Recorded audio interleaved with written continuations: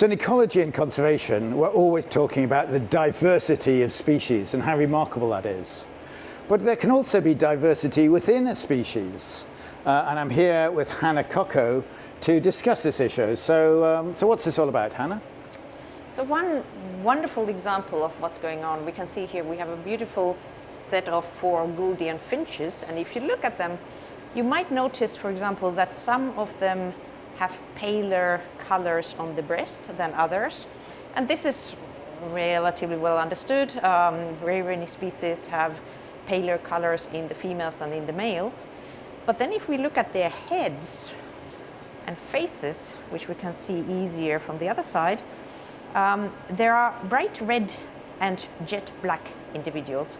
And as you notice, both the males and females can have these red and black colors on their face. What might that tell us about them?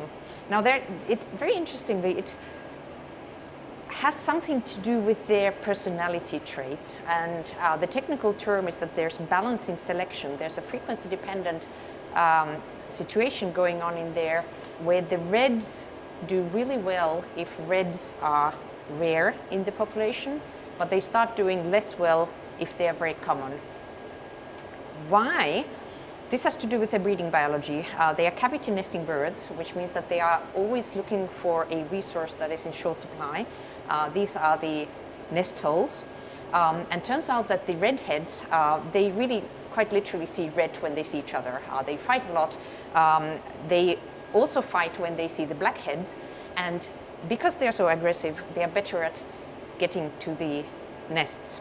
And they get the ownership of the nests, but then if I slightly exaggerate, they just spend so much of their effort thinking about fights that they kind of forget to feed the chicks. Not completely, but they're actually less good at taking care of their young.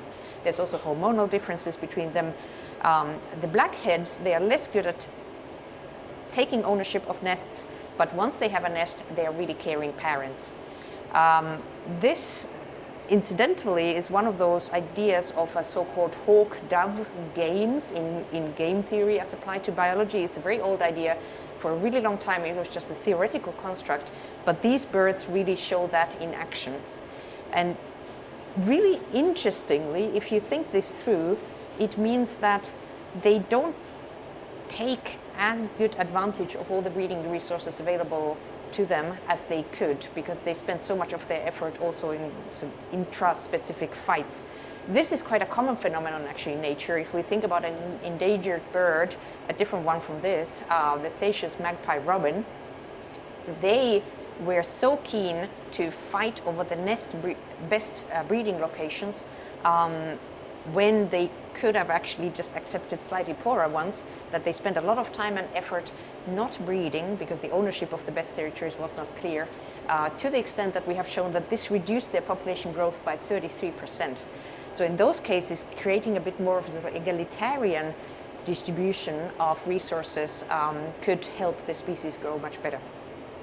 So the idea of the hawk-dove model is that the hawks are aggressive and do well against the passive ones, the doves, but if there are lots of hawks, then they do less well because they keep fighting each other. Yeah, and so there's then that balance. We could do a little puppet show here if I dared with these valuable specimens. The reds spend so much of their energy in that it's not good for the entire species.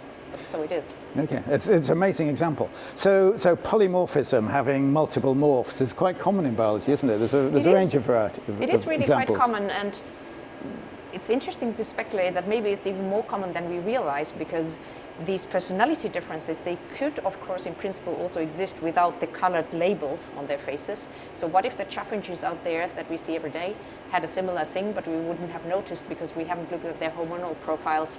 Who knows? That's fascinating. And you can see how, in this example and the Seychelles warbler example you gave, Seychelles magpie robin, thank you. It has serious consequences for their population ecology. Absolutely. And thus for their conservation. Yeah, totally.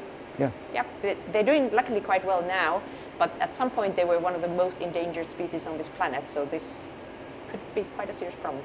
So understanding the social behaviour has serious conservation consequences. Yep, and one should do it.